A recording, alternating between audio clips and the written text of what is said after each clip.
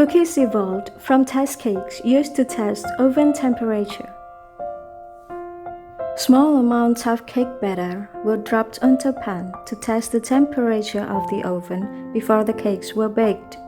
The origins of the cookie date back to the 7th century in Persia. Now called Iran, one of the first countries to cultivate sugar. Cookies spread throughout Europe through Muslim traders.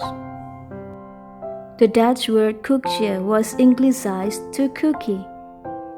The sugar cookie as we know it today was created by German Protestant settlers in Nazareth, Pennsylvania in the 1700s. Today, sugar cookie making and decorating has become an art form for kids and adults alike.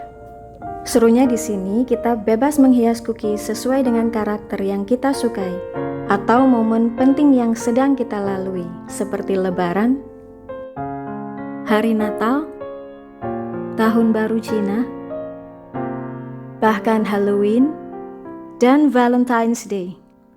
Intinya kita bebas berkreasi. Yuk kita ikutin step by stepnya.